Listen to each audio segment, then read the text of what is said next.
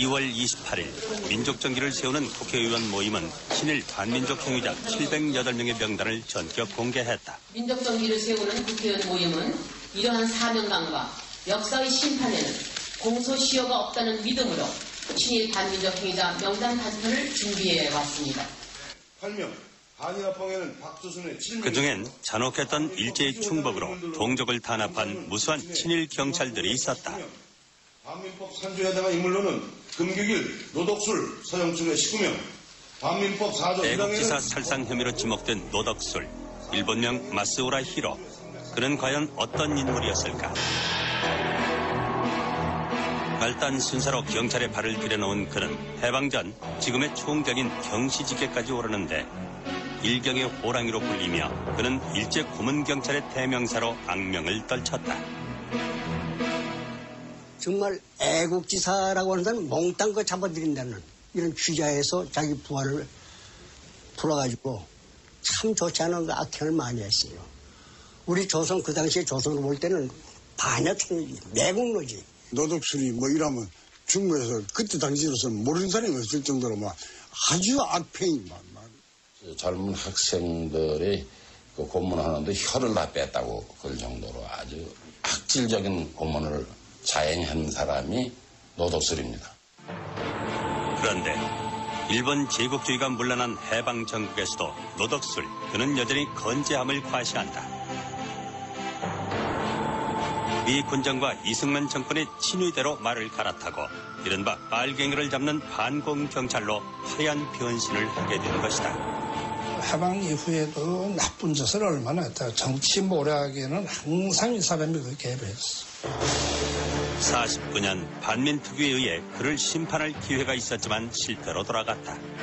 그리고 53년 후 그를 역사의 법정에 불러세운다.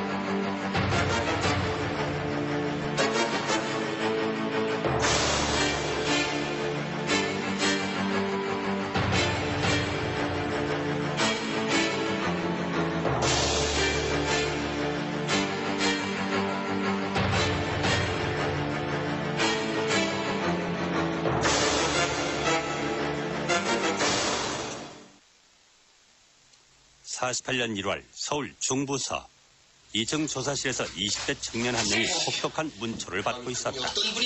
이름은 임화, 본명 박성근. 그 며칠 전 수도경찰청장 장택상이 출근길에 교환으로부터 저격을 받는 일이 벌어졌는데 임화는 그때 현장에서 체포된 범인이었다. 당시 수도청 수사과장이던 노덕술은 자신의 수장을 저격한 범인을 직접 문초하고 물고문 등 혹독한 고문을 지시한다. 그런데 고문 도중 뜻하지 않은 사고가 발생했다. 그 고문의 그 돈은 뭐 말할 수 없었겠죠. 그래서 이제 고문하다 죽어버렸어요, 이게. 피의자가. 그러니까는 이걸 다른 데다 갖다 묻던지 어떻게 그거 처분했으면은 이제 그게 발견이 안 됐을는지도 모르겠는데 이 사람들이 그때 수사관들이 이제 벼랑간 이제 보고를 하니까 빨리 치워라. 이제 수도청장한테 이제 이렇게 뭐 보고를 하고 그러니까 이제 노덕술 씨가 이제 현장에 나와서 치우겠죠, 그거. 그래서 그럼 빨리 시체를 치워라. 낚시꾼도 이렇게 군약 둘러놓은 게 군데군데 있단 말이에요. 그러니까 이제 거기 차 가는 거예요. 차 돌려라. 그래서 이제 인덕에서 차를 돌려가지고 이제 중지도로 내려가지고는 이제 거기 가서 이렇게 보니까 어린데 발로다 이렇게 하니까는 이제 그 뚫리거든요. 그러니까 시체 가져와라 그래서 거기다 그냥 밀어넣어버렸어요. 그렇게 한강 얼음구멍에 사체를 유기한 이들은 마치 범인이 창문을 통해 도주한 것처럼 꾸미는데 그로부터 6개월 후 한강에 수장됐던 이 고문치사 사건의 진상이 수면 위로 떠올랐다. 경무부가 노덕술을 전격 구속하자 수도청은 그를 조직적으로 빼돌린 후 그가 도주한 것처럼 발표한다. 노덕술.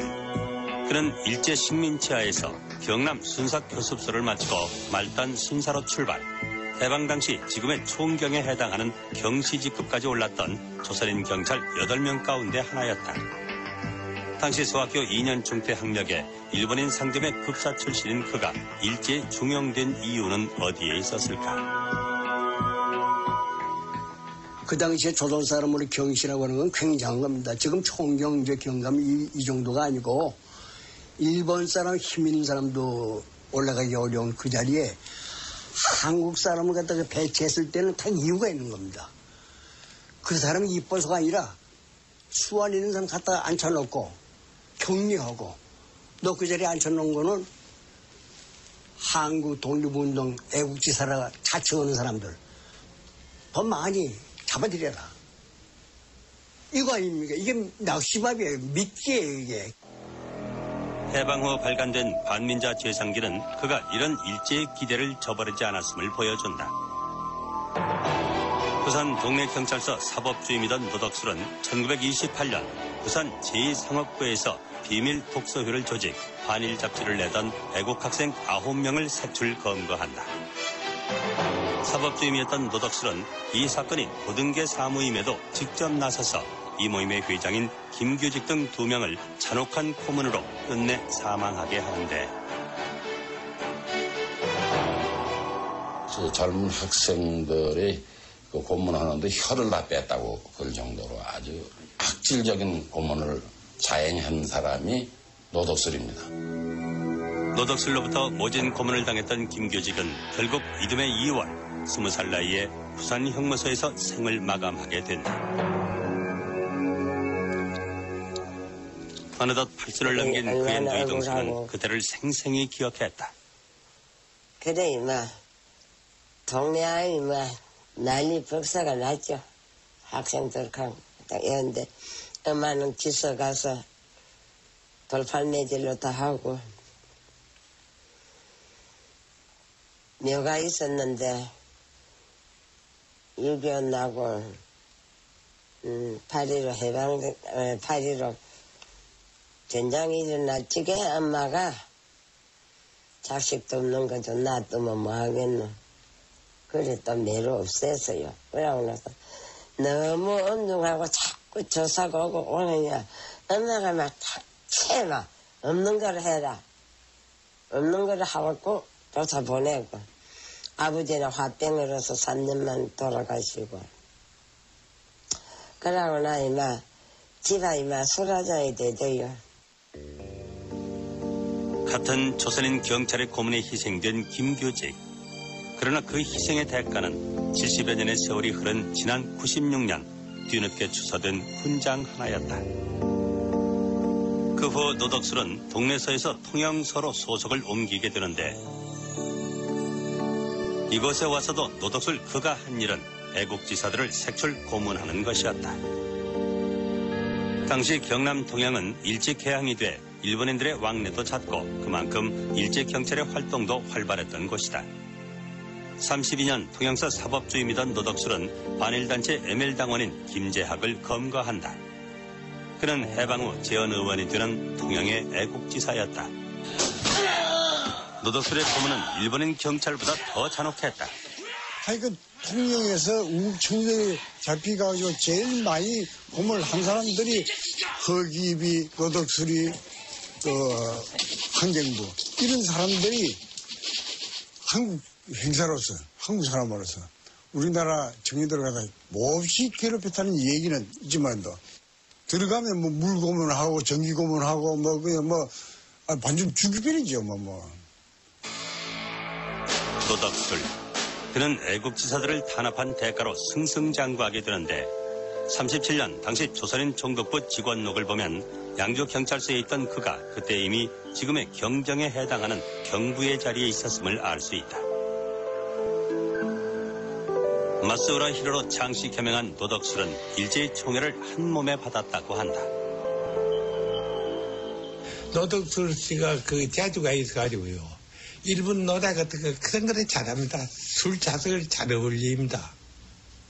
그 사람이. 예. 일본 노래를 잘했어요? 예. 그래서 더부더나 더 그 일본 사람들한테 참 인기가 있었지. 파판낙은 노덕술과 같은 시기에 반민특위에 체포됐던 인물이다. 이번 국회 민족정기 모임에서 발표한 708인의 명단에서 유일한 생존자이기도 하다. 방민특위 잡혀갔다는 얘기는 그 당시에 들으셨어요? 틀을 때로 한군에 있었는데 뭐. 같이 계셨어요? 그렇지. 며칠 있었지. 어디서요? 서대문에 있다가 저 마포 행무소에. 그런데 서대문 있을 때 나갔지 아마. 그 사법계에 있었다 이러면 그게야 뭐 다소 뭐 고문도 있었고 뭐 그래서 저 우리가 한 짓이 있는 거는 사실입니다. 뭐 그만 사법계는요 사건은 많이 터지지요. 그러니 데리고 갈 것 같으면 뭐 사법계는 그거 그거 맹수들 아닙니까? 그러니까 우리 고등계하고 사법계하고 전혀 딴판입니다. 노덕술은 이후 개성경찰서, 경성 종로서를 거쳐 40년대 평남 보안과장에 부임하는데 일제의 식민지 지배가 막바지로 치닫던 그 시절 그는 경의선 열차를 무대로 다시 한번 일제의 충복으로서 그의 진면목을 보여준다. 만주와 조선을 오가며 활동하던 독립운동가들을 색출하는 선봉에 나선 것이다. 이제 독립운동 하던 분들이 대개 이제 서울서 신의주를 거쳐서 중부로 가지 않습니까? 그러니까 이제 평양에서 정주에서 신의주. 그 안에는 이제 그 독립운동들이 이제 독립운동하는 사람 많이 왕래하니까 왔네. 그걸 이제 색출하고 하는 것이 이제 그런 걸 하는 거죠. 그래서 노덕술이 그때부터는 그 악명이 높았어요. 조국이 가장 암울했던 시절 동족의 피를 제물로 입신양명을 꾀한 고문경찰 노덕술.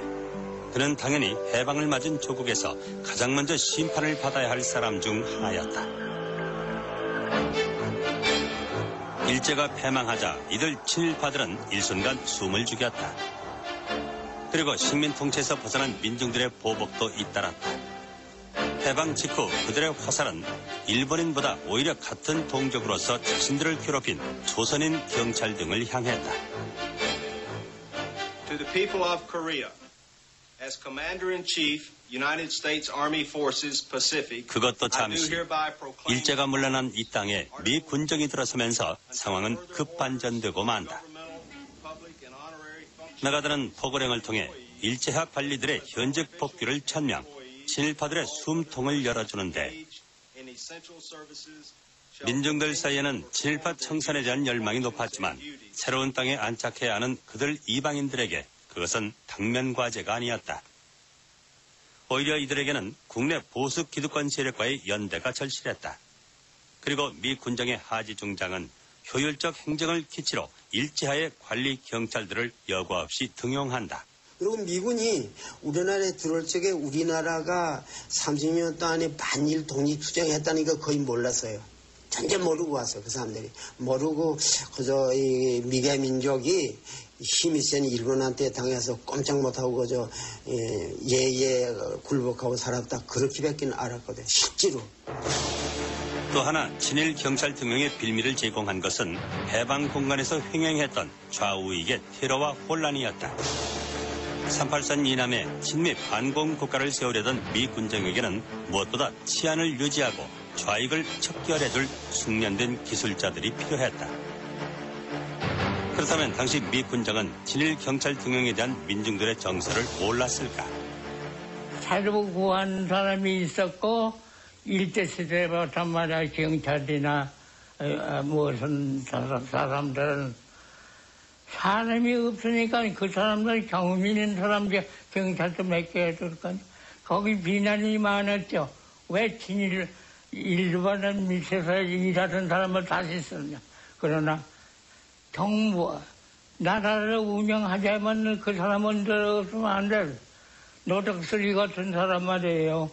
그것이 좋은 경험이 많고 고등경찰 하는 사람인데 그러나 그 사람이 없으면 안 된다 하는 거야. 그런데 그 사람들이 변절을 해가지고서 한국에 뭐라 하거나 그러니까 할 수 없이 있었죠. 거기다 새로운 주군을 찾던 친일 경찰들에게 면죄부를 준 것은 이승만이었다. 오랜 미국 생활로 국내에 정치 기반이 없던 이승만은 보호막이 필요했던 그들의 구애를 기꺼이 받아들인다. 이 박사가 돌아와서 정치를 하자고 보니까 이미 뭐 국내 이런 민족주의자 이런 사람들은 쭉 김구 선생 밑에 가 있고 그 다음에 또 우익 영수장이 있고 약간 좌익적인 이 사람들은 여운형 씨 밑에다가 들어가 있고 그 자기 집안이 없거든. 그러니까 이제 한국민주당을 손잡았는데 그러니까 한국민주당만 가지고 안 되니까 그 뭐 소위 친일파 민족반 역자를 그냥 다 끌어들여다가 그 정치 집안을 정치 세력을 만든 거지. 그래서 새로운 시대가 열렸지만 미 군정하의 경찰은 이들 친일 경찰들로 채워졌다. 치안의 두 축인 경무부장 조병옥, 수도경찰청장 창택상, 이들은 수사 기술자가 필요하다며 도덕수를 비롯한 일경 출신들을 대거 중용한다. 직업적 친일이 아닌 생계를 위한 친일은 문제될 것이 없다는 것이 경무부장 조병옥의 주장이었다. 이때 조병옥에 맞서 친일 경찰의 등용을 반대했던 이는 경무부 수사국장 최능진이었다. 네. 새로운 경찰, 깨끗한 경찰, 또 일제시대에 흠이 없는 경찰로서 새로 출발해야 되지 않느냐. 인재가 모자라면 새로 인재를 못 자. 경험이 필요 있는 게 아니다 말이에요. 양심이 필요 있고 민족 정기가 필요 있는 거 아니냐 하는 것을 항상 강조하던 얘기죠. 독립운동가 출신의 최능진은 국립경찰이 친일경찰의 피난처가 됐다며 조병옥과 맞선다. 그러자 46년 12월 조병옥은 그에게 사퇴를 종용하고 최능진은 끝내 자리에서 물러나고 만다. 시간이 흘러가면서 조병옥하고 맞질 않았어요. 그 맞지 않은 가장 근본 이유는 조병옥은 완전히 정치경찰 행정을 했거든.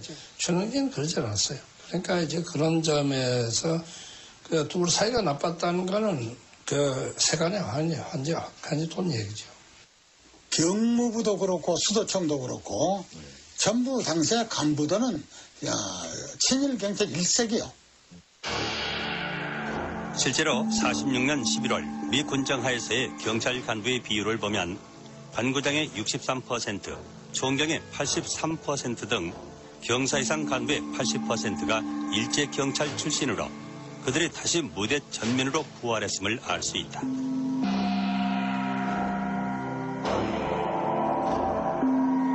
이런 상황에서 민족경찰이 설 자리는 추호도 없었다. 전봉덕, 노덕술, 최연 등 일본 제국주의의 협력, 경시까지 올랐던 이들이 다시 경찰 조직의 수뇌부로 부상하게 된다. 당시 이들을 미 군정과 경찰 수뇌부에 천거한 이는 친일 경찰의 대부로 불렸던 최연으로 알려져 있다. 47년 발간된 수도경찰 발달사를 보면 창택상 수도청장 휘하에 서울시내 10개 경찰서장 자리를 모두 일제경찰 출신들이 차지했음을 알 수 있다. 이 시기 일제 고문경찰로 악명을 떨쳤던 도덕술도 등용된다. 명분은 좌익을 척결할 수사진의 강화였다. 당시 경찰은 그의 등용을 놓고 활용점정의 격이라며 그에 대한 기대감을 나타냈는데 수도청 수사과장으로 옷을 바꿔 입은 일제 고문경찰 노덕술은 반공경찰로 또다시 맹유를 떨치며 46년 전평지도의 철도 파업을 진두 진압한다. 이때 장택상이 한 말은 그의 중용 배경을 짐작해야 한다. 노덕술 씨가 그 현장에 있었습니다. 장택상 씨가 그때 말 타고 그냥 청량청장에 오더니 수도청장이야. 그러던 마다 노덕술 보고 손가락질하면서 뭐 하는 거냐 왜? 당신 몇이나 됐다고? 그 식으로 해놔 그 식으로. 그게 무슨 말씀이에요? 며칠이나? 빨리 일제시대에 네가 한국 사람들 잡아 취조하던 게 몇이나 됐는데 그걸 못하고 이 사람들 왜 그 식으로 해? 그 식으로 다뤄라 이거야. 빨리 공산당은 그 식으로 좀 다뤄서 밝혀내라. 그대로 손가락으로 치더라고. 47년 트루먼 대통령 특사로 왔던 웨드마이어의 보고서는 당시 민심을 말해준다. 친일 경찰의 등용은 어쩔 수 없는 선택이었을까. 명목이 반공이지 실질적으로는 그 사람들 살려준 거지. 예, 살려준 거예요. 살려준 거라. 살려주는데 명목은 이 사람들이 있어 공산당을 잡는다. 이게 그 반공의 명목으로 그 사람들이 살아남은 거지. 48년 친일파 청산을 위한 반민특위가 결성되면서 노덕술 등 친일 경찰들은 최대의 위기를 맞게 된다. 반민법은 독립운동자 가족을 설상한 일제 경찰에게는 최고 사형을, 악질적 행위를 한 자들에 대해서는 10년 이상의 징역 등 형벌을 중하게 규정하고 있었다. 그런데 마침내 고문치사 사건 이후 잠적했던 노덕술이 체포된다. 반민특위 특경대 부대장으로 직접 검거에 나섰던 이병창은 당시의 상황을 생생하게 기억했다. 노덕술을 검거한 곳은 장충동의 한 주택가. 49년 1월 25일 아침의 일이었다고 한다. 기다리고 있었어요. 그래서 이제 대개 8시 새벽에서 그렇죠. 그러니까 1월 25일 아침 7시에서 8시 사이. 배우 세력이 뒤에 숨어 있다가 우리가 자서 잡아준다. 그네들이 잡아준다 올라가서 우리는 막으려고 그랬거든. 그게 반민특위에서 왔다 물러다 보냈어요. 당시 고문치사 사건의 주모자로 수배 중이던 노덕술은 어처구니 없게도 현직 경찰들의 호의를 받고 있었다고 한다. 그 봉투에 집차 같은 게 서 있었습니까? 집차 하나. 집차 하나. 어느 수 소속인지는 아세요? 수도청. 수도청. 수도청 수장 현직 형사들이 그 집차 안에 있었다고요? 고문치사 사건으로 도주 중이던 노덕술은 놀랍게도 권총까지 소지하고 있었다. 우리가 거기 권총을 먼저 빼갔어요. 무장해제를 먼저 했군요. 네. 그래 그 권총을 내가 가지고 있었고 그리고 그 다음에는 붙들려가지고 수갑을 안 채고 그대로 묶여서 왔어요. 다른 저항 같은 건 없었나요? 저항 없어요. 달려가는 게 노덕술의 검거. 그것은 자신의 친위 조직인 친일 세력들을 잡아들이던 반민특위를 못마땅하게 여겼던 이승만의 심경을 더욱 불편하게 했다. 국무회의에서 이승만은 되레 노덕술을 체포한 조사관과 지휘자를 체포, 의법 처리하라는 지시까지 내린다. 그런데 노덕술이 검거된 그 무렵 그가 주도한 또 다른 경악할 만한 사건이 터져나온다. 위기에 몰린 친일 세력과 친일 경찰들이 주동이 돼 테러리스트 백민투를 시켜 반민특위 간부들을 암살하려 했다는 것이다. 일제의 대표적인 고문 경찰이자 해방 이후 각종 정치 공작을 주도했던 노덕술의 공판은 세간의 이목을 집중시켰다.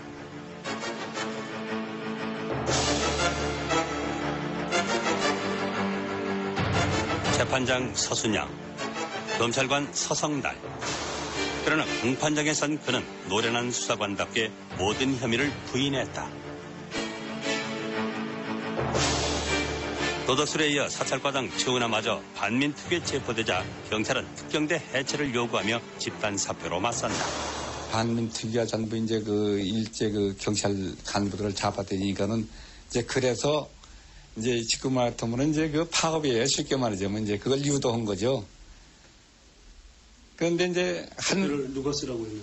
그러니까 그 애들하니까 경무계 애들하니까 전부 이제 그 회의실에서 전부 다 용지를 내주고 이제 그 공식이 이렇게 있어요. 무슨 사유로 인해서 뭐 이 사실관계는 저 내용은 잘 모르겠는데 하여튼 무슨 공식 적어 있어요. 그런데 마침내 시경국장 김태선, 친일 경찰 출신의 윤기병은 49년 6월 6일 새벽 내무차관 정경근과 이승만의 승인을 얻어 반민특위를 무력으로 습격한다. 긴급명령이라 가지고서는 이제 왔는데 지금 반민특위 깃발을 달고 다니는 차는 무조건 정찰을 시켜서 안 쓰면 실탄 해서 락도 정찰시켜라. 그러니까 그 이제 승무원을 전부 이제 서로 잡아들이는데 일제 전화가 왔어요. 그래서 그걸 받아가지고 이거 어리벙벙해요. 그때 저희 반민특위라면은 뭐 대단했습니다. 뭐 그냥 그 반민특위 이렇게 깃발을만 달면은 참 뭐 우리야 저거지만 그냥 그때 해당되는 사람들은 참 그냥 자지러질 정도로 다 이렇게 위세가 당당하고 뭐 그랬죠. 그런데 발행한 일조일 속에 이제 그게 그냥 뒤집어버린 거 이제 쿠데타가 난 것처럼 이렇게 해가지고선.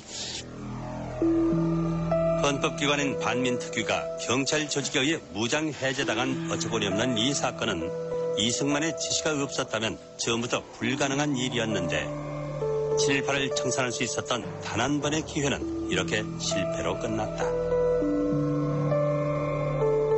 그리고 얼마 지나지 않아 마포 형무소에 수감돼 있던 노덕술도 6월 23일 만성기관지염을 이유로 보석으로 출감하고 얼마 후 공소기각으로 처리된다. 준엄한 역사의 심판을 그는 이렇게 비켜간 것이다. 노덕술이 출감한 지 3일째인 49년 6월 26일 이번엔 민족 지도자로 추앙받던 백범 김구가 안두희의 총에 운명하는 비극적인 사건이 발생한다. 이 사건은 당시 안두희의 단독 범행으로 수사가 종결됐다. 그런데 지난 92년 안두희가 43년 만에 입을 열면서 또 한 번 세상은 경악한다. 과연 그 배후에는 어떤 인물들이 있었을까? 장책상 씨, 최은하 씨, 노덕술이, 또 그다음에 누구 하나 있는데. 최은하. 네. 최은하, 장택사의 노덕술이, 김창호.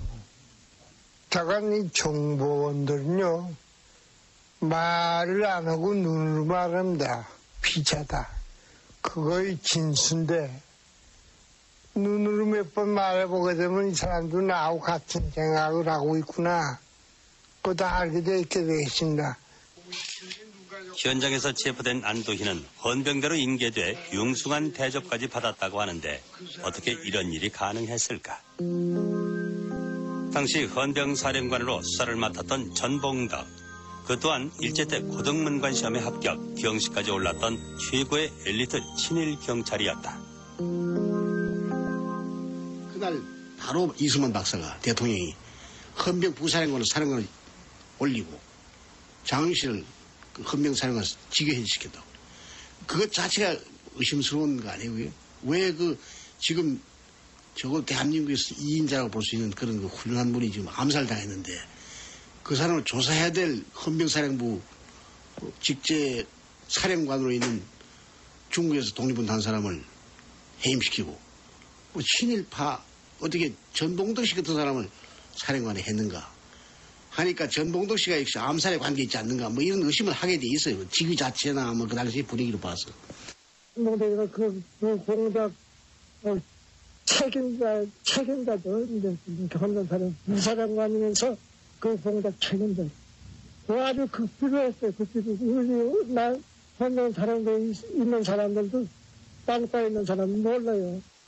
미국으로 이민 간 것으로 알려졌던 전봉덕은 92년 입국, 김구 암살의 배후설이 나오자 급히 재출국했는데 그래가지고 이제 그 LA로 출장을 일부러 간 겁니다. 가서 아주 상당한 얘기를 들을까 싶어서 갔는데 자기는 형무소 소장 비슷한 위치에서 헌병사령관으로서 그 사람이 신병을 우리 사령부에 임기해 놨다가 보호하다가 조사받는 데까지 자기는 관리해 준 것밖에 없다. 아무 관계 없다. 이런 얘기예요. 얘기인데 왜 특별한 대접을 했느냐 뭐 이런까지 모르는데 자기는 그런 적도 없다는 겁니다. 이후 법조계의 명망가로 변신했던 그의 인물 자료에는 40년대 일제하에서 경찰을 지낸 흔적만 유독 빠져있다.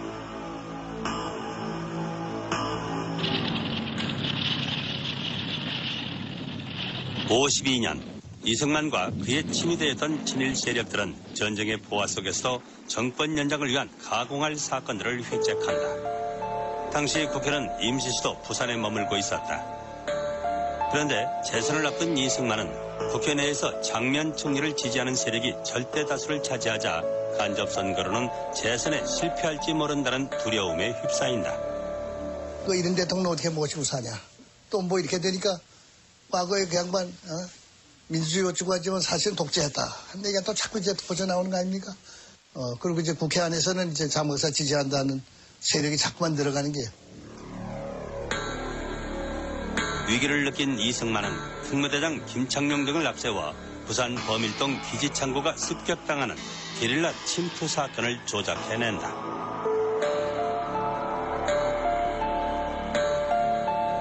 이른바 부산 정치파동의 전초전이 시작된 것이다.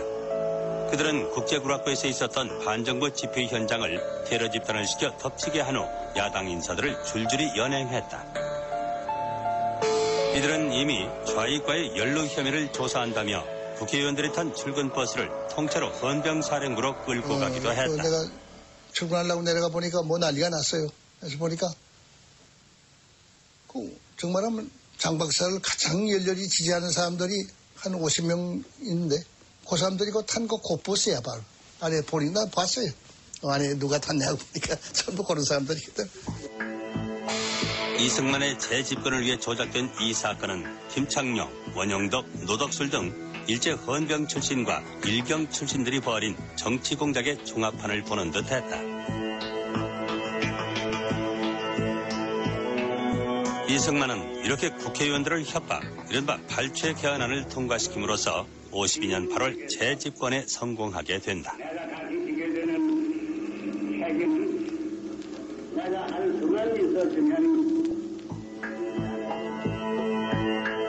이 부산 정치파동의 불똥은 당시 장면 총리의 비서실장인 선호정원에게까지 미친다. 천하의 반공검사를 빨갱이로 모는 국제공산당 사건의 음모를 피해 일본으로 망명했던 그는 4.19 후인 60년 9월에야 귀국하게 되는데 귀국 직후 뜻밖의 노덕술이 선호정원을 찾아왔다고 한다. 이때 노덕술의 나이는 61세. 당신이 내 집에 웬일이요? 초라한 행색에 약간 다리를 절뚝거리며 나타난 그는 보자기를 풀어 주섬주섬 서류 뭉치를 꺼내놓는데 그것은 다름 아닌 당시 정치공작 세력들이 작성한 국제공산당 사건 관련 문건이었다. 홍택기가 꾸민 것입니다. 그때 그 조작할 때는 이력을 했을 겁니다. 안 했겠어요? 부산 거기에 또 그만한 책임자리 있다 그러면 부산에서 이루어진 일인데 헌병대 안에서 또 내부에서 이루어진 일 안 했겠어요? 근데 그 사이 마치 그건 제쳐놓고 이거 홍택기라고 하는 사람이 이렇게 나쁜 짓을 했다. 그러니까 그놈을 잡아 없애는 것이 손 선생이 제일 먼저 해야 될 일이요. 정말 그렇게 생각하고 맞겠어요? 그런데 뜻밖의 반응에 노덕술은 몹시 당황했다고 한다. 그래서 내가 이렇게 돌아온 것만 해도 이게 천우신조인데 누굴 지금 죽이고 어쩌고 한다고 말이야. 이것도 하나의 인연이니까 그러지 말고 홍택기 씨 만나면은 우리 손잡고 같이 일하자고 얘기하라고 말이야. 나 그런 생각 조금도 없다 말이야. 이렇게 어디서 땀을 쫙 흘려요 그 자리에서. 나도 깜짝 놀랐어요. 왜 저 사람 저거 땀을 저렇게. 그러니까 이제 그 뜻밖의 아마 내가 아마 답변을 들은 모양이야. 그래서 깜짝 놀래가지고 그랬는지. 일제의 고문 경찰로 독재정권의 친위대로 권력을 쫓았던 노덕술. 그는 서울 15CID 대장으로 있던 55년 독직 사건으로 구속, 헌병 중령으로 군복을 벗었다고 하는데 이후 그의 행적은 세간에 알려진 것이 별로 없다. 그가 태어난 울산시 장생포. 이곳엔 아직도 노덕술을 아는 사람이 적지 않은데 그가 태어났다는 생가에는 친척벌들은 이가 살고 있었다. 안녕하세요. 생가가 어딘지 아십니까? 그래, 여기로 그래. 여기에요?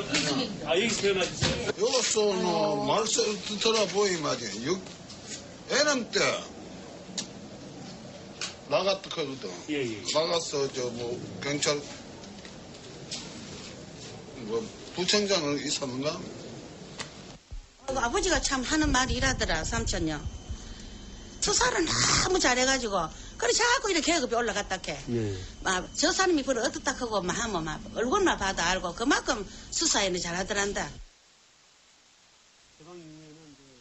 이 집의 안주인은 친정아버지가 좋은 집안이라고 서두르는 바람에 시집을 오게 됐다고 한다. 보신 기억 납니까, 얼굴을?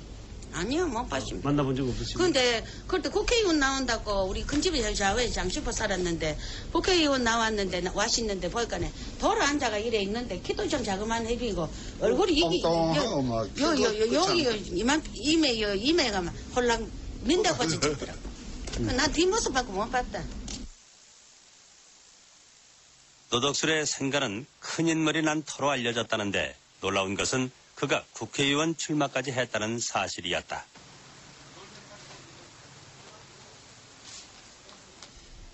울산시 선거관리위원회 기록을 확인해 본 결과 그는 4.19 직후에 있었던 60년 7.29 선거에 울산 을구에서 무소속으로 출마했던 것으로 밝혀졌다. 노덕술은 총 1744표를 얻어 8명 후보 중 6등으로 낙선했다.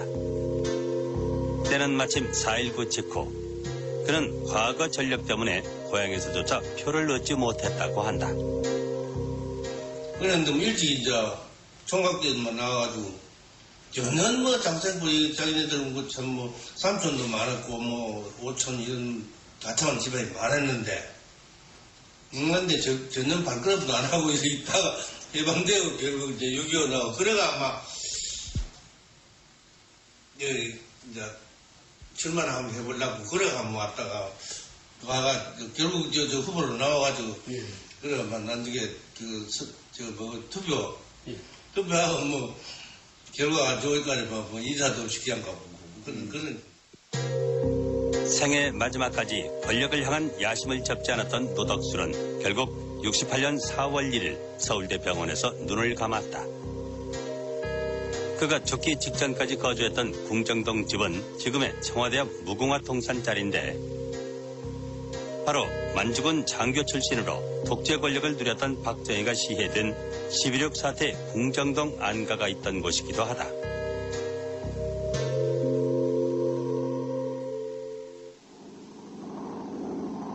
그렇다면 우리와 마찬가지로 일본 제국주의의 최대 피해자라고 할 수 있는 중국은 어떠했는가?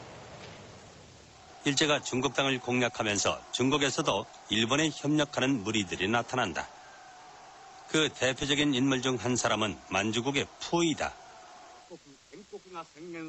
그리고 또 한 사람은 난징 괴뢰 정부의 주석 왕징웨이였다. 원래 왕징웨이는 장제스의 국민정부에서 추앙받는 인물이었으나 이후 변절 40년 추종자들을 이끌고 난징의 괴뢰 정부를 세운다. 당시 일본에서는 그를 초청해 대대적으로 환영하는 행사를 벌이기도 했다.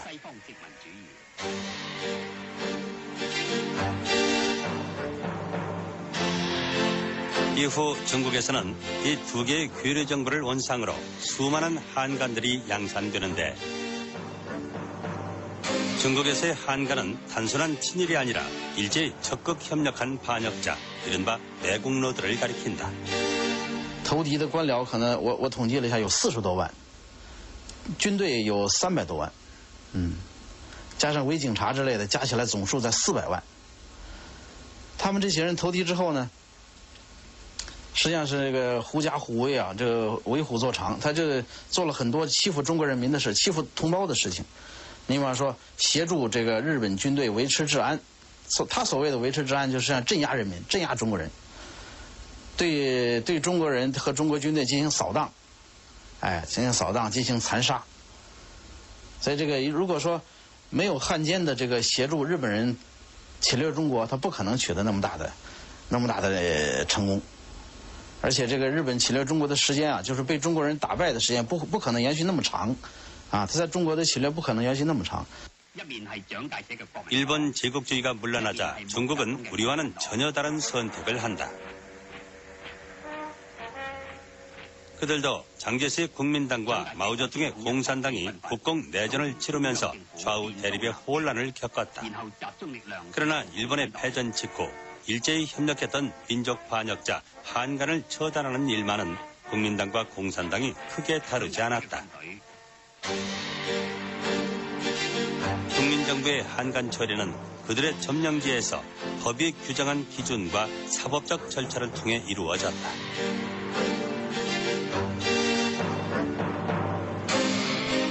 그리고 민족을 배반한 한간들에게는 최고 사형까지 중형이 선고됐다. 所以这个肃清汉奸的工作呢，是在2个系统进行的，就是共产党呢领导了解放区这个，或者说，在战争结束以后，由共产党占领了军队这个地区的这个汉奸审判，啊，这个应该说搞得是相当严厉的，啊，但是呢，汪政府这个成员的审判呢，主要是在国民党统治区进行的，也就是说是由国民党的这个政府系统的司法机构呢，来对这些汉奸呢进行司法审判。当然有少量的一些人是通过军事法庭处决掉的。 광진웨이는 일제가 패망하기 직전인 44년 사망, 한간 재판을 피해갈 수 있었으나 난징 정부의 저우포아이 등 중요 인사들이 줄줄이 재판정으로 끌려나왔다.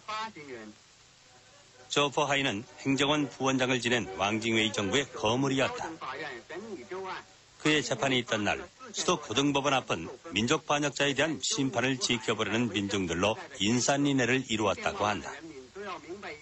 4천여 장의 방청권이 바닥이 났다고 하니 당시 이 재판에 대한 민중들의 관심 정도를 짐작할 수 있다. 이 한간 재판은 중국인들에게 있어서 다름 아닌 민족 교육의 장이었다. 중국에서의 한간 재판은 3년 동안이나 계속되는데 국민당 점령지에서의 처리 건수만 4만 5천 건, 형이 확정된 수가 15,000건에 달했고 사형 집행도 350건이 넘었다.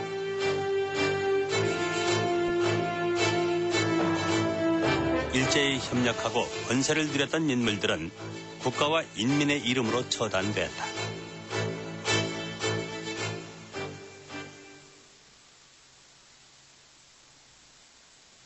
베이징에서 만난 위펑 자매.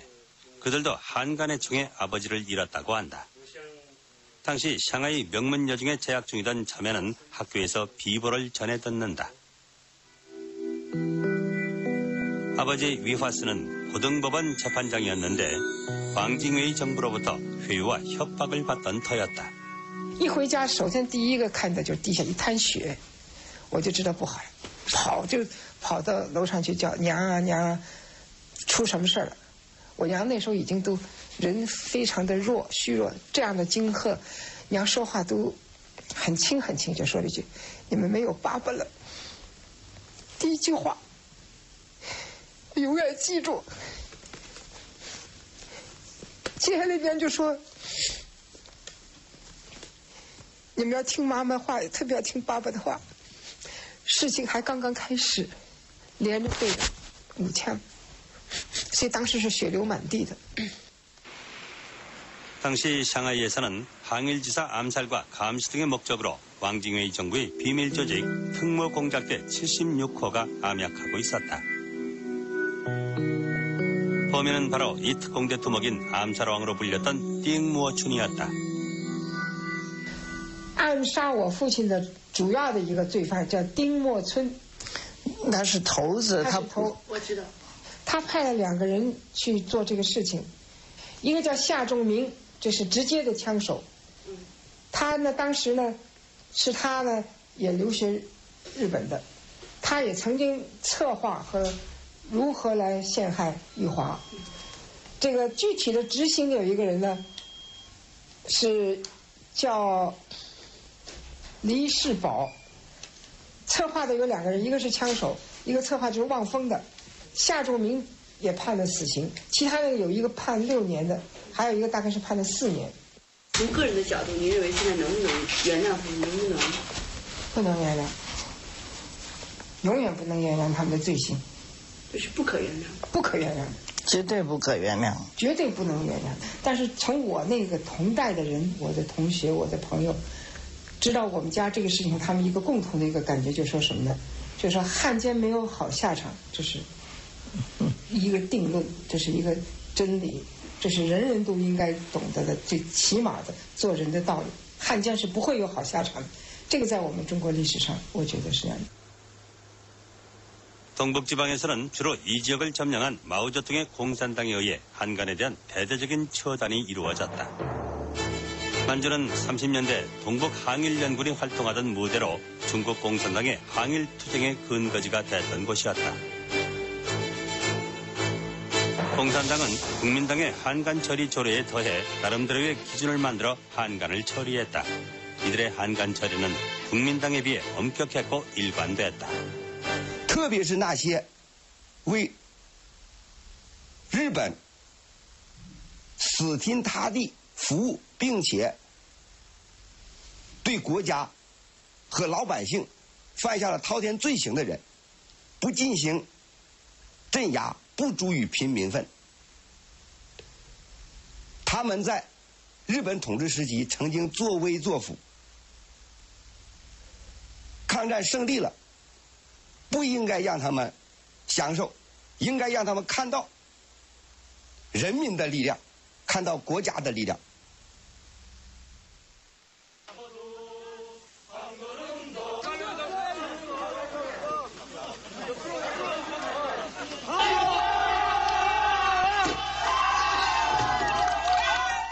잠깐만요. 하나, 둘, 셋, 행세 땡기는 거예요. 친일파 청산을 제때 하지 못한 우리는 반세기가 넘도록 그 역사적 멍에에서 오늘도 자유스럽지 못하다. 그동안 정춘수, 박정희, 박흥식 등 친일 행적이 도마 위에 오르는 인물들의 동상이 철거됐다.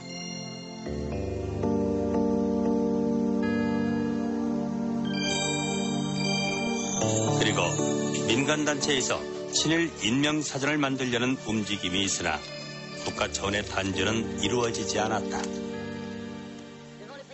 반면 독일과의 전쟁을 승리로 이끌고 파리에 입성한 드골이 가장 먼저 한 일은 나치 협력자에 대한 처단이었다. 프랑스인들은 잘못된 역사의 단절을 통해서만이 그들이 열망하는 전후 프랑스 사회의 정의를 세울 수 있다는 것을 알고 있었다.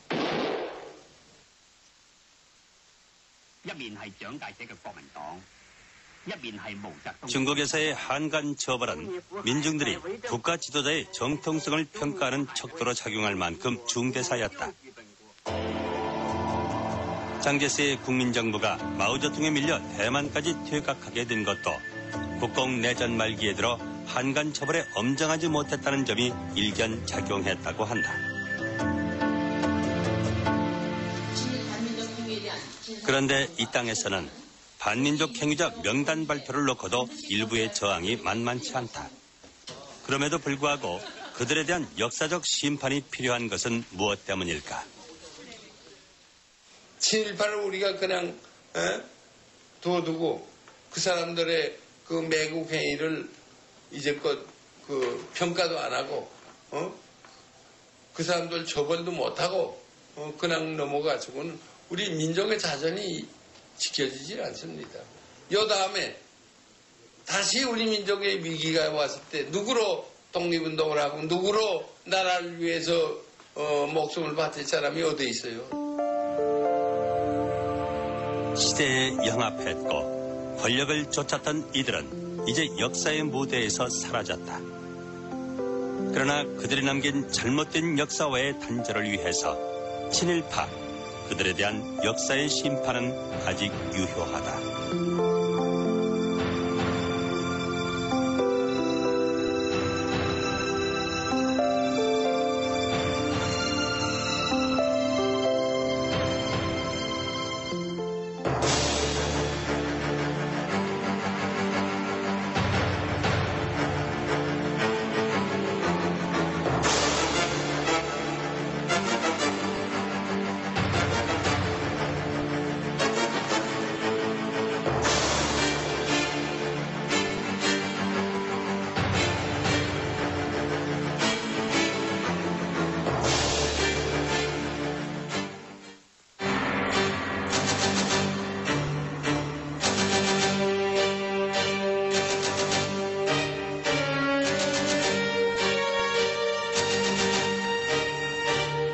뜻밖의 반응에 도덕수는 몹시 당황했다고 한다.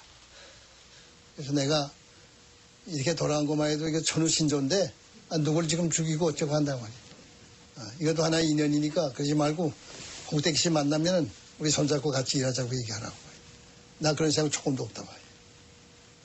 그러니까 오늘 땀을 쫙 흘려요 그 자리에서. 나도 깜짝 놀랐어요. 왜 저 사람 저거 땀을 저렇게. 그러니까 이제 그 뜻밖의 아마 내 아마 답변을 들은 모양이야. 그래서 깜짝 놀래가지고 그랬는지. 일제의 고문 경찰로 독재 정권의 친위대로 권력을 쫓았던 노덕술. 그는 서울 15CID 대장으로 있던 55년 독직 사건으로 구속, 헌병 중령으로 군복을 벗었다고 하는데 이후 그의 행적은 세간에 알려진 것이 별로 없다. 그가 태어난 울산시 장생포. 이곳엔 아직도 노덕술을 아는 사람이 적지 않은데 그가 태어났다는 생가에는 흠쩍벌드는 이가 살고 있었다. 안녕하세요. 생가가 어딘지 아십니까? 그래, 여기라, 그래. 여기에요? 여기서 태어나셨어요? 여기서 말씀 듣더라 보이 말이야. 애는 때 나갔다 거거든. 나가서 경찰 부청장은 있었는가? 아버지가 참 하는 말이 이라더라, 삼촌요. 수사를 너무 잘해가지고, 그래 자꾸 이렇게 계급이 올라갔다 해. 저 사람이 그걸 어떻다 하고 하면 얼굴만 봐도 알고 그만큼 수사에는 잘하더란다. 이 집의 안주인은 친정아버지가 좋은 집안이라고 서두르는 바람에 시집을 오게 됐다고 한다. 보신 기억 납니까, 얼굴을? 아니요, 못 봤습니다. 만나본 적 없으시고? 근데 그때 국회의원 나온다고 우리 큰집에 좌우에 장시포 살았는데 국회의원 나왔는데 왔었는데 보니까 돌아 앉아가 이래 있는데 키도 좀 자그만 해비고 얼굴이 여기 이매가 홀랑 민다고지 찍더라고. 난 뒷모습 받고 못 봤다. 노덕술의 생가는 큰 인물이 난 터로 알려졌다는데 놀라운 것은 그가 국회의원 출마까지 했다는 사실이었다.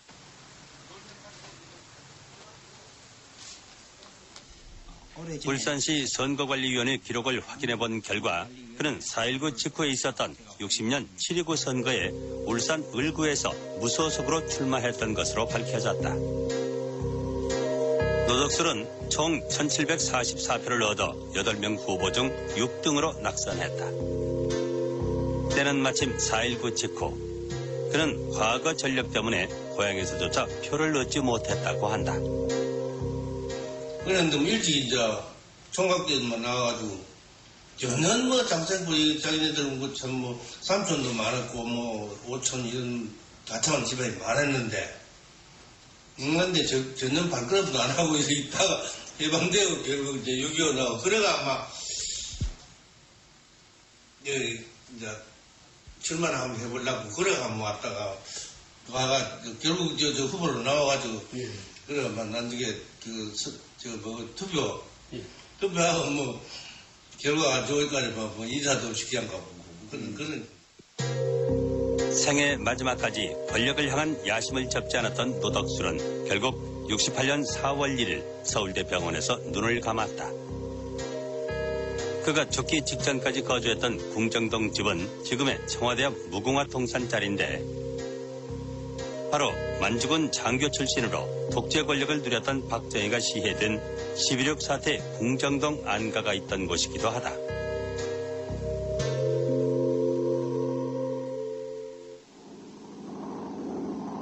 그렇다면 우리와 마찬가지로 일본 제국주의의 최대 피해자라고 할 수 있는 중국은 어떠했는가? 일제가 중국 땅을 공략하면서 중국에서도 일본에 협력하는 무리들이 나타난다. 그 대표적인 인물 중 한 사람은 만주국의 푸이다. 그리고 또 한 사람은 난징 괴뢰정부의 주석 왕징웨이였다. 원래 왕징웨이는 장제스의 국민정부에서 추앙받는 인물이었으나 이후 변절 40년 추종자들을 이끌고 난징의 괴뢰정부를 세운다. 당시 일본에서는 그를 초청해 대대적으로 환영하는 행사를 벌이기도 했다.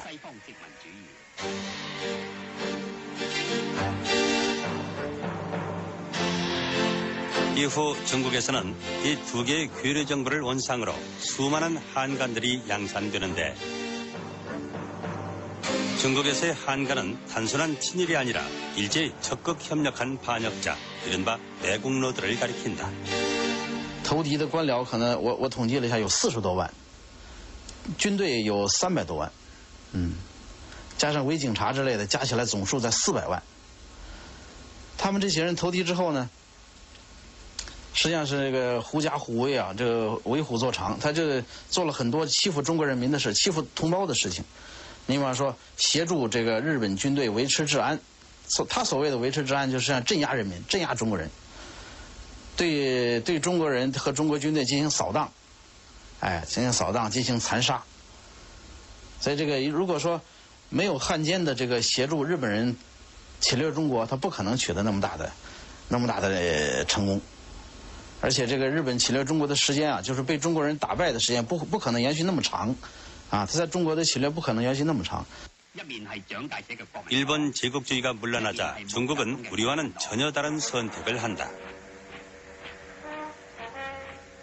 그들도 장제스의 국민당과 마오쩌둥의 공산당이 국공 내전을 치르면서 좌우 대립의 혼란을 겪었다.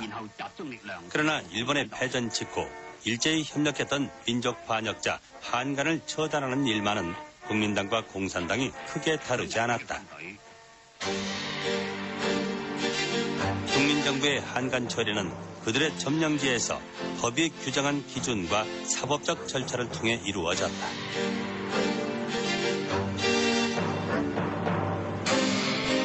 그리고 민족을 배반한 한간들에게는 최고 사형까지 중형이 선고됐다. 所以这个肃清汉奸的工作呢，是在2个系统进行的。 就是共产党呢领导了解放区这个，或者说，在战争结束以后，由共产党占领了军队这个地区的这个汉奸审判，啊，这个应该说搞得是相当严厉的，啊，但是呢，汪政府这个成员的审判呢，主要是在国民党统治区进行的，也就是说是由国民党的 这个政府系统的司法机构呢，来对这些汉奸呢进行司法审判。当然，有少量的一些人是通过军事法庭处决掉的。 광진웨이는 일제가 패망하기 직전인 44년 사망, 한간 재판을 피해갈 수 있었으나 난징 정부의 저우 포아이 등 중요 인사들이 줄줄이 재판적으로 끌려나왔다. 저 포하이는 행정원 부원장을 지낸 왕징웨이 정부의 거물이었다. 그의 재판이 있던 날 수도 고등법원 앞은 민족반역 소속을 옮기게 되는데 이곳에 와서도 노덕술 그가 한 일은 애국지사들을 색출 고문하는 것이었다. 당시 경남 동양은 일제 개항이 돼 일본인들의 왕래도 잦고 그만큼 일제 경찰의 활동도 활발했던 곳이다. 32년 통영서 사법주의 믿던 노덕술은 반일단체 ML당원인 김재학을 검거한다. 그는 해방 후 재헌의원이 되는 통영의 애국지사였다. 노덕술의 고문은 일본인 경찰보다 더 잔혹했다. 하여간 통영에서 우청들이 잡혀가지고 제일 많이 고문을 한 사람들이 허기비, 노덕술이, 한경부 이런 사람들이 한국 행사로서, 한국 사람으로서 우리나라 정의들 가다 몹시 괴롭혔다는 얘기는 있지만도 들어가면 뭐 물고문하고 전기고문하고 완전 죽이버리죠 노덕술. 그는 애국지사들을 탄압한 대가로 승승장구하게 되는데 37년 당시 조선인 총독부 직원록을 보면 양조경찰서에 있던 그가 그때 이미 지금의 경정에 해당하는 경부의 자리에 있었음을 알 수 있다. 마스우라 히로로 창씨 개명한 노덕술은 일제의 총애를 한 몸에 받았다고 한다. 노덕술 씨가 그 자주가 있어가지고요. 일본 노래 같은 거 그런 거를 잘합니다. 술 자석을 잘 어울립니다. 그 사람이. 예. 일본어를 잘했어요. 예. 그래서 더더나 더 그 일본 사람들한테 참 인기가 있었지. 파판낙은 노덕술과 같은 시기에 반민특위에 체포됐던 인물이다. 이번 국회 민족정기 모임에서 발표한 708인의 명단에서 유일한 생존자이기도 하다. 안경티기 잡혀갔다는 얘기는 그 당시에 들으셨어요? 틀 때는 황군에 있었는데 뭐. 같이 계셨어요? 그렇지. 며칠 있었지. 어디서요? 서대문에 있다가 저 마포 행무소에. 그런데 서대문 있을 때 나갔지 아마. 그 사법계에 있었다 이러면 그게야 뭐 다소 뭐 고문도 있었고 뭐 그래서 저 우리가 한 짓이 있는 거는 사실입니다. 뭐 그만 사법계는요 사건은 많이 터지지요. 그러니 데리고 갈 것 같으면 뭐 사법계는 그거 그거 맹수들 아닙니까?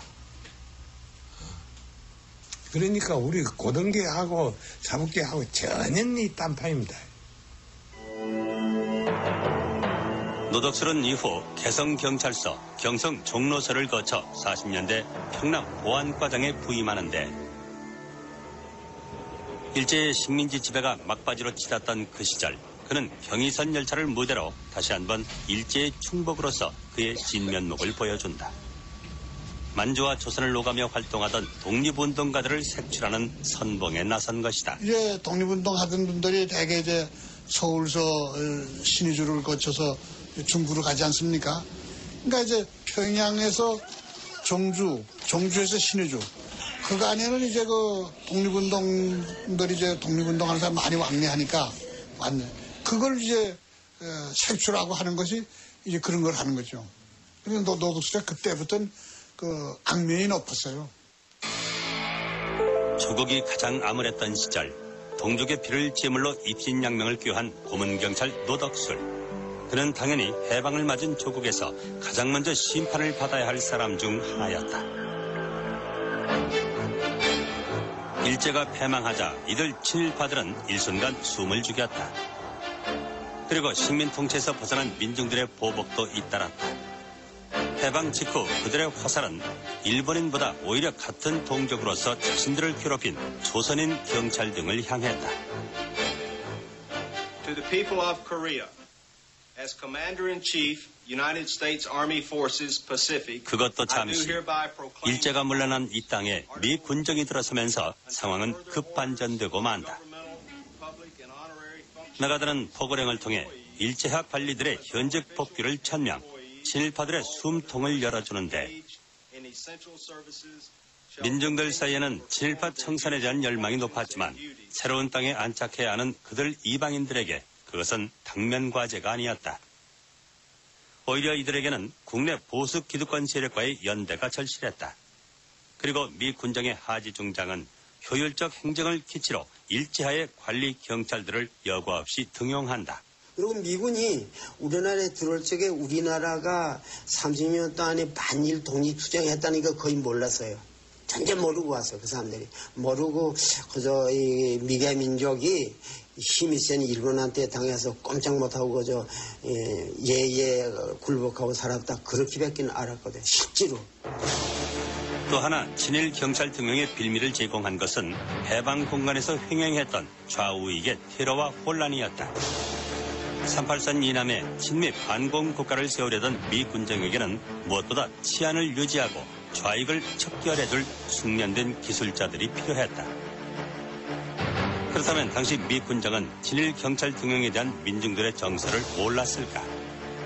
자료 구한 사람이 있었고 일제시대부터 말이야 경찰이나 무슨 사람들은 사람이 없으니까 그 사람들 경험 있는 사람들 경찰도 몇 개 해줄까 거기 비난이 많았죠. 왜 친일 일본은 밑에서 일하던 사람을 다시 쓰냐. 그러나 정부 나라를 운영하자면 그 사람은 없으면 안 돼. 노덕술이 같은 사람 말이에요. 그것이 좋은 경험이 많고 고등경찰 하는 사람인데 그러나 그 사람이 없으면 안 된다 하는 거야. 그런데 그 사람들이 변절을 해가지고서 한국에 뭐라고 그러니까 할 수 없이 있었죠. 거기다 새로운 주군을 찾던 친일 경찰들에게 면죄부를 준 것은 이승만이었다. 오랜 미국 생활로 국내에 정치 기반이 없던 이승만은 보험하기 필요했던 그들의 구애를 기꺼이 받아들인다. 이 박사가 돌아와서 정치를 하자고 보니까 이미 뭐 국내 이런 민족주의자 이런 사람들은 쭉 김구선생 밑에 가 있고, 그 다음에 또 우익 영수장에 있고, 약간 좌익적인 이 사람들은 여운영 씨 밑에다가 들어가 있고, 그래서 자기 집안이 없거든. 그러니까 이제 한국민주당을 손잡았는데, 그러니까 한국민주당만 가지고 안 되니까, 그 뭐 소위 친일파 민족반 역자를 그냥 다 끌어들여다가 정치 집안을, 정치 세력을 만든 거지. 그래서 새로운 시대가 열렸지만 미 군정하의 경찰은 이들 친일 경찰들로 채워졌다. 치안의 두 축인 경무부장 조병호, 수도경찰청장 창택상, 이들은 수사 기술자가 필요하다며 도덕수를 비롯한 일경 출신들을 대거 중용한다. 직업적 친일이 아닌 생계를 위한 친일은 문제될 것이 없다는 것이 경무부장 조병옥의 주장이었다. 이때 조병옥에 맞서 친일 경찰의 등용을 반대했던 이는 경무부 수사국장 최능진이었다. 네. 새로운 경찰, 깨끗한 경찰, 또 일제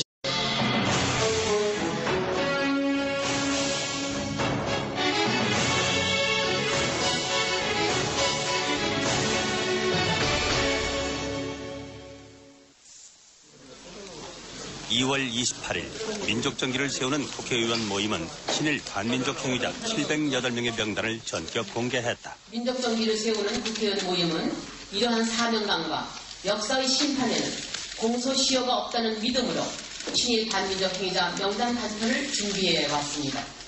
8명, 한일합방에는 박수순의 7명. 그중엔 잔혹했던 일제의 충복으로 동족을 탄압한 무수한 친일 경찰들이 있었다. 반민법 산조에다가 인물로는 금규길, 노덕술, 서영춘의 19명, 반민법 4조 애국지사 살상 혐의로 지목된 노덕술, 일본명 마스오라 히로. 그는 과연 어떤 인물이었을까? 말단 순사로 경찰에 발을 들여놓은 그는 해방 전 지금의 총경인 경시지계까지 오르는데 일경의 호랑이로 불리며 그는 일제 고문경찰의 대명사로 악명을 떨쳤다. 정말 애국지사라고 하는 사람은 몽땅 거 잡아들인다는 이런 취자에서 자기 부하를 풀어가지고 참 좋지 않은 악행을 많이 했어요. 우리 조선, 그 당시에 조선을 볼 때는 반역행위지, 매국노지. 노덕술이 뭐 이러면 중국에서 그때 당시로서는 모르는 사람이 없을 정도로 막 아주 악행이 젊은 학생들이 그 고문하는데 혀를 다 뺐다고 그럴 정도로 아주 악질적인 고문을 자행한 사람이 노덕술입니다. 그런데 일본 제국주의가 물러난 해방 전국에서도 노덕술, 그는 여전히 건재함을 과시한다. 미 군정과 이승만 정권의 친위대로 말을 갈아타고 이른바 빨갱이를 잡는 반공경찰로 화려한 변신을 하게 된 것이다. 해방 이후에도 나쁜 짓을 얼마나 했다. 정치 모략에는 항상 이 사람이 그 개입했어. 49년 반민특위에 의해 그를 심판할 기회가 있었지만 실패로 돌아갔다. 그리고 53년 후 그를 역사의 법정에 불러세운다.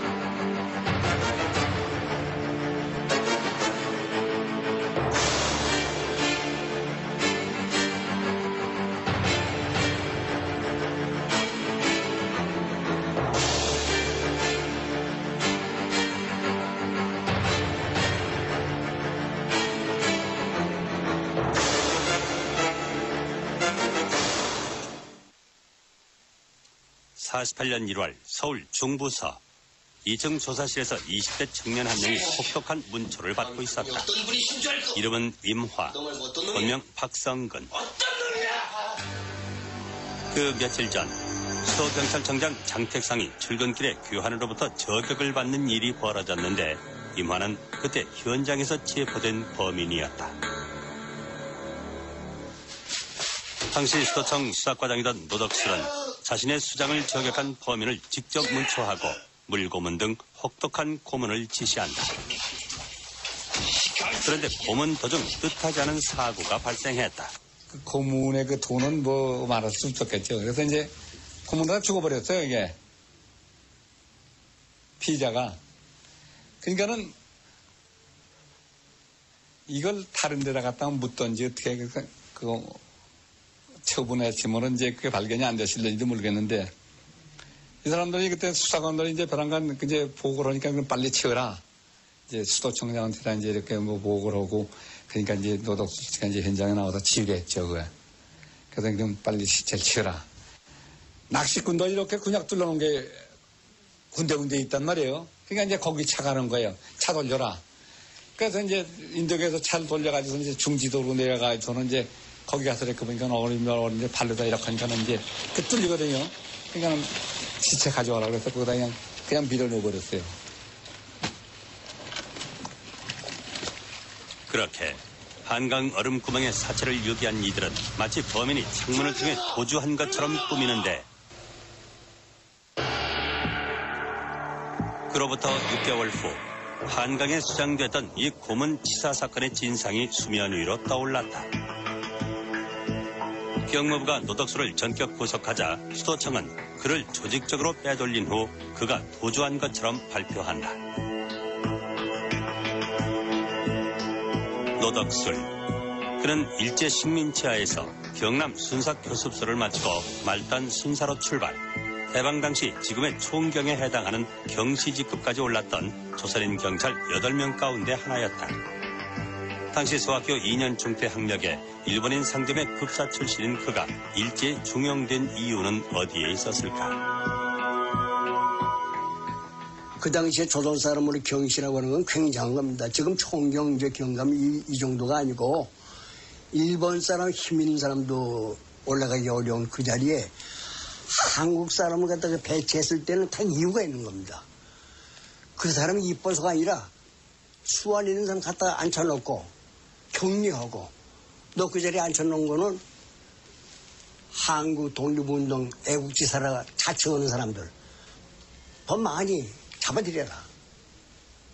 이거 아닙니까? 이게 낚시밥이에요. 미끼예요, 이게. 해방 후 발간된 반민자 재상기는 그가 이런 일제의 기대를 저버리지 않았음을 보여준다.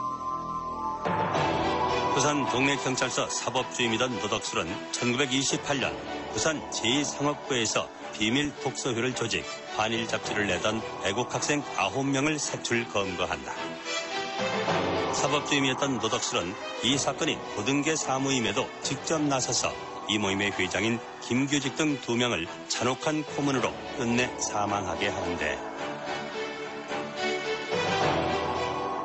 젊은 학생들이 그 고문하는데 혀를 다 뺐다고 그럴 정도로 아주 악질적인 고문을 자행한 사람이 노덕술입니다. 노덕술로부터 모진 고문을 당했던 김규직은 결국 이듬해 2월 20살 나이에 부산 형무소에서 생을 마감하게 된다. 어느덧 8수를 넘긴 그의 노이동수는 그대를 생생히 기억했다. 그래 이마 동네 아이 이마 난리 벅사가 났죠. 학생들하고 딱 이런데 엄마는 기서 가서 돌팔매질로 다 하고 묘가 있었는데 6.25 나고 8.15 8.15 전장이 일어났지게 엄마가 자식도 없는 거죠. 놔두면 뭐 하겠노. 그래 또 매로 없애서요. 그러고 나서 너무 운동하고 자꾸 조사가 오고 오느냐 엄마가 막 채마 없는 걸 해라. 없는 걸 하고 조사 보내고 아버지는 화병으로서 3년만 돌아가시고 그러고 나 이마 집아 이마 술하자야 되대요. 같은 조선인 경찰의 고문에 희생된 김규직. 그러나 그 희생의 대가는 70여 년의 세월이 흐른 지난 96년 뒤늦게 추서된 훈장 하나였다. 그 후 노덕술은 동네서에서 통영서로 해서 락도 정찰시켜라. 그러니까 그 이제 승무원을 전부 이제 서울로 잡아들이는데 일제 전화가 왔어요. 그래서 그걸 받아가지고 이거 어리벙벙해요. 그 뭐 그때 저희 반민특위라면은 그 뭐 대단했습니다. 뭐 그냥 그 반민특위 이렇게 깃발을만 닮으면 참 뭐 우리야 저거 아니면 그냥 그때 해당되는 사람들은 참 그냥 자지러질 정도로 다 이렇게 위세가 당당하고 뭐 그랬죠. 그랬는데 발항한 일조일 속에 이제 그게 그냥 뒤집어버린 거 이제 쿠데타가 난 것처럼 이렇게 해가지고선. 헌법기관인 반민특위가 경찰 조직에 의해 무장 해제당한 어처구니없는 이 사건은 이승만의 지시가 없었다면 처음부터 불가능한 일이었는데 7.18을 청산할 수 있었던 단 한 번의 기회는 이렇게 실패로 끝났다. 그리고 얼마 지나지 않아 마포 형무소에 수감돼 있던 노덕술도 6월 23일 만성기관지염을 이유로 보석으로 출감하고 얼마 후 공소기각으로 처리된다.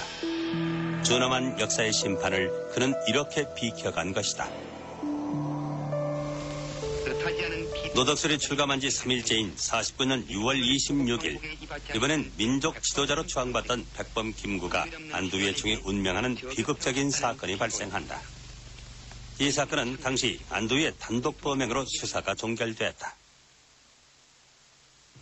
그런데 지난 92년 안도위가 43년 만에 입을 열면서 또 한 번 세상은 경악한다. 과연 그 배후에는 어떤 인물들이 있었을까? 장책상 씨, 최운하 씨, 노덕술이 또 그다음에 누구 하나 있는데 최운하. 네. 최운하, 장택사의 노덕술이, 김창호. 다간 이 정보원들은요 말을 안 하고 눈으로 말합니다.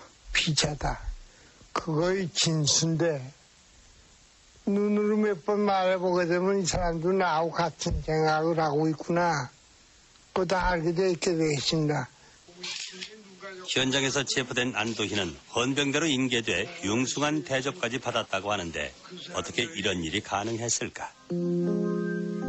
당시 헌병사령관으로 수사를 맡았던 전봉덕, 그 또한 일제 때 고등문관 시험에 합격, 경시까지 올랐던 최고의 엘리트 친일 경찰이었다. 그날 바로 이승만 박사가 대통령이 헌병 부사령관을 사령관을 올리고 장훈실을 그 헌병사령관 직위해지시켰다고. 그것 자체가 의심스러운 거 아니고요. 왜 지금 저걸 대한민국에서 2인자라고 볼 수 있는 그런 그 훌륭한 분이 지금 암살당했는데 그 사람을 조사해야 될 헌병사령부 직제 사령관으로 있는 중국에서 독립운동한 사람을 해임시키고 뭐 친일파 어떻게 전봉덕 씨 같은 사람을 사령관에 했는가 하니까 전봉덕 씨가 역시 암살에 관계 있지 않는가 뭐 이런 의심을 하게 돼 있어요. 직위 자체나 뭐 그 당시 분위기를 봐서. 내가 그 공작 책임자도 이제 헌병 사령 부사령관이면서 그 공작 책임자. 아주 극비로했어요. 극비로. 우리 나 헌병 사령부에 있는 사람들도 땅바에 있는 사람은 몰라요.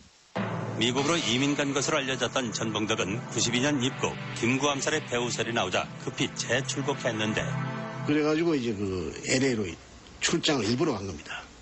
가서 아주 상당한 얘기를 들을까 싶어서 갔는데 자기는 형무소 소장 비슷한 위치에서 헌병사령관으로서 그 사람이 신병을 우리 사령부에 인계해 놨다가 보호하다가 조사받는 데까지 자기는 관리해 준 것밖에 없다. 아무 관계 없다. 이런 얘기예요.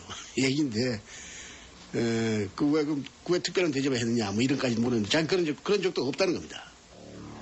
이후 법조계의 명망가로 변신했던 그의 인물 자료에는 40년대 일제하에서 경찰을 지낸 흔적만 유독 빠져있다.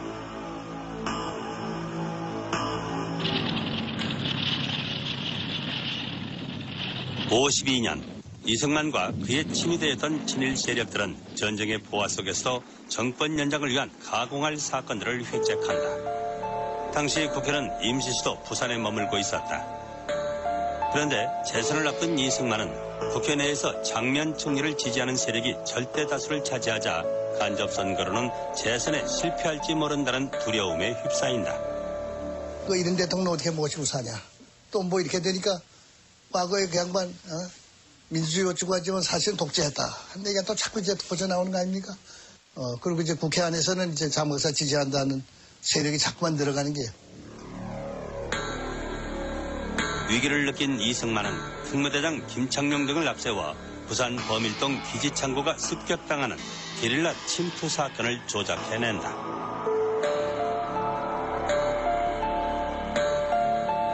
이른바 부산 정치파동의 전초전이 시작된 것이다. 그들은 국제구락부에서 있었던 반정부 집회 현장을 테러 집단을 시켜 덮치게 한 후 야당 인사들을 줄줄이 연행했다.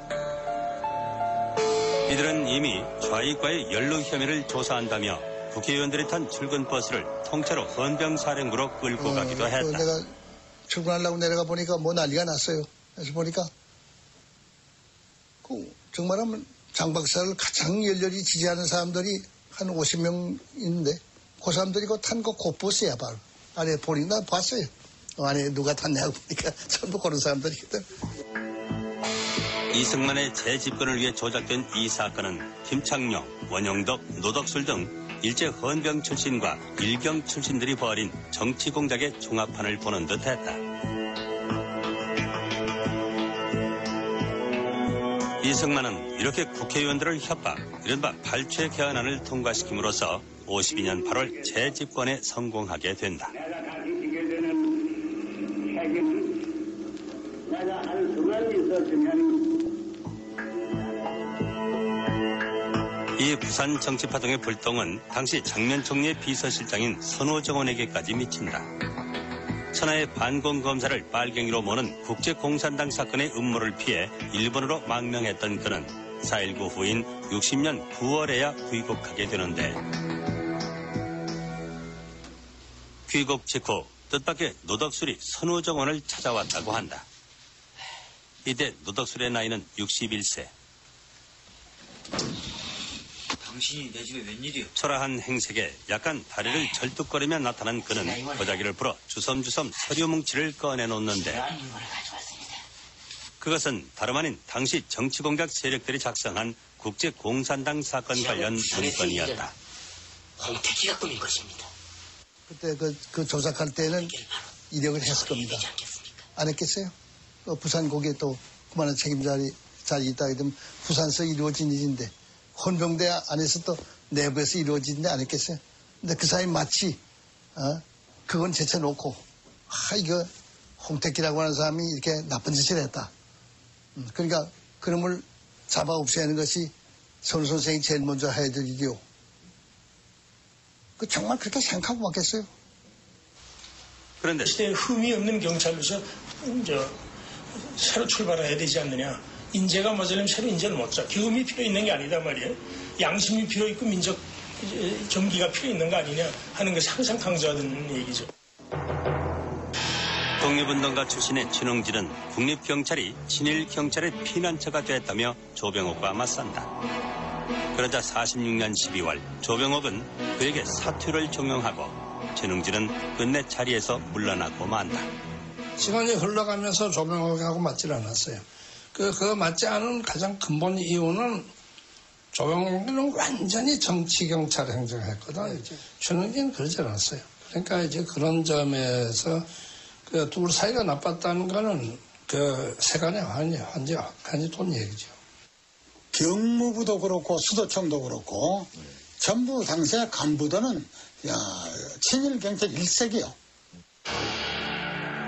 실제로 46년 11월 미 군정하에서의 경찰 간부의 비율을 보면 반구장의 63%, 총경의 83% 등 경사 이상 간부의 80%가 일제 경찰 출신으로 그들이 다시 무대 전면으로 부활했음을 알 수 있다.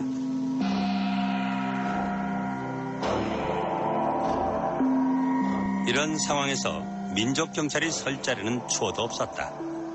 전봉덕, 노덕술, 최연 등 일본 제국주의의 협력, 경시까지 올랐던 이들이 다시 경찰 조직의 수뇌부로 부상하게 된다. 당시 이들을 미 군정과 경찰 수뇌부에 천거한 이는 친일 경찰의 대부로 불렸던 최연으로 알려져 있다. 47년 발간된 수도경찰 발달사를 보면 장택상 수도청장 휘하에 서울시내 10개 경찰서장 자리를 모두 일제경찰 출신들이 차지했음을 알 수 있다. 이 시기 일제 고문경찰로 악명을 떨쳤던 노덕술도 등용된다. 명분은 좌익을 척결할 수사진의 강화였다. 당시 경찰은 그의 등용을 놓고 활용점정의 격이라며 그에 대한 기대감을 나타냈는데 수도청 수사과장으로 옷을 바꿔 입은 일제 고문경찰 노덕술은 반공경찰로 또다시 맹유를 떨치며 46년 전평지도의 철도 파업을 진두지납한다. 이때 장택상이 한 말은 그의 중용 배경을 짐작해야 한다. 노덕술 씨가 그 현장에 있었습니다. 장택상 씨가 그때 말 타고 그냥 청정리에 오더니 수도청장이야. 그러던 마다 노덕술 보고 손가락질하면서 뭐 하는 거냐 왜? 당신 몇이나 됐다고? 그 식으로 해놔 그 식으로. 그게 무슨 말씀이에요? 며칠이나? 빨리 일제시대에 네가 한국 사람도 잡아 취조하던 게 몇이나 됐는데 그걸 못하고 이 사람들 왜 그 식으로 좀 해, 그 식으로 다뤄라 이거야. 빨리 공산당은 그 식으로 좀 다뤄서 밝혀내라. 그대로 손가락으로 치더라고. 47년 트루먼 대통령 특사로 왔던 웨드마이어의 보고서는 당시 민심을 말해준다. 친일 경찰의 등용은 어쩔 수 없는 선택이었을까. 명목이 반공이지 실질적으로는 그 사람들 살려준 거지. 살려준 거예요. 살려준 거라. 살려주는데 명목은 이 사람들이 있어 공산당을 잡는다. 이게 그 반공의 명목으로 그 사람들이 살아남은 거지. 48년 친일파 청산을 위한 반민특위가 결성되면서 노덕술 등 친일 경찰들은 최대의 위기를 맞게 된다. 반민법은 독립운동자 가족을 살상한 일제 경찰에게는 최고 사형을, 악질적 행위를 한 자들에 대해서는 10년 이상의 징역 등 형벌을 중하게 규정하고 있었다. 그런데 마침내 고문치사 사건 이후 잠적했던 노덕술이 체포된다. 반민특위 특경대 부대장으로 직접 검거에 나섰던 이병창은 당시의 상황을 생생하게 기억했다. 노덕술을 검거한 곳은 장충동의 한 주택가. 49년 1월 25일 아침의 일이었다고 한다. 기다리고 있었어요. 그래서 이제 대개 8시 새벽까지 그렇죠. 그러니까 1월 25일 아침 7시에서 8시 사이. 배우 세력이 뒤에 숨어 있다가 우리가 자서 잡아준다.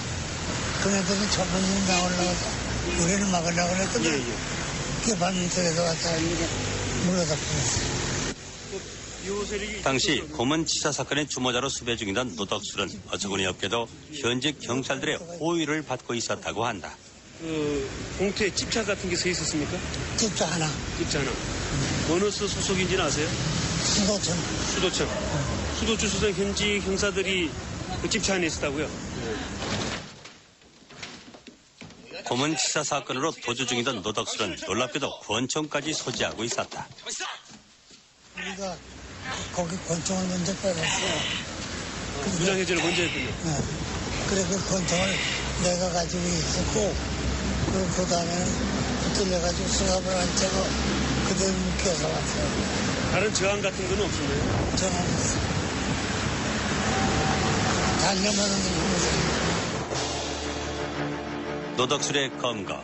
그것은 자신의 친위 조직인 친일 세력들을 잡아들이던 반민특위를 못마땅하게 여겼던 이승만의 심경을 더욱 불편하게 했다. 국무회의에서 이승만은 되레 노덕술을 체포한 조사관과 지휘자를 체포, 의법 처리하라는 지시까지 내린다.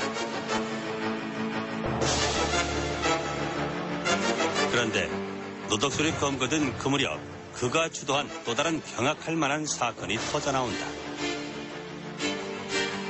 위기에 몰린 친일 세력과 친일 경찰들이 주동이 돼 테러리스트 백민태를 시켜 반민특위 간부들을 암살하려 했다는 것이다.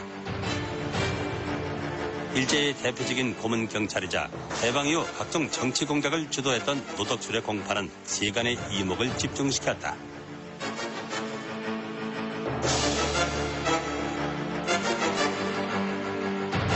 재판장 서순양, 검찰관 서성달. 그러나 공판장에 선 그는 노련한 수사관답게 모든 혐의를 부인했다.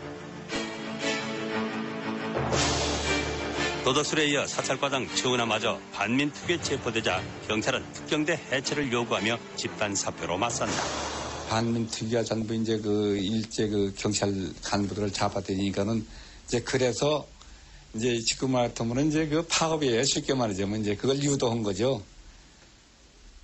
그런데 이제 누가 쓰라고 했나요? 그러니까 그 애들하니까 경무계 애들하니까 전부 이제 회의실에서 전부 다 용지를 내주고 이제 공식 이렇게 있어요. 무슨 사유로 인해서 이 사직권자는 저 내용은 잘 모르겠는데 하여튼 무슨 공식 적어 있어요. 그런데 마침내 시경국장 김태선, 친일 경찰 출신의 윤기병은 49년 6월 6일 새벽 내무차관 정경근과 이승만의 승인을 얻어 반민특위를 무력으로 습격한다. 긴급명령이라 가지고서는 이제 왔는데 지금 반민특위 깃발을 달고 다니는 차는 무조건 정찰을 시켜서 안 쓰면 실탄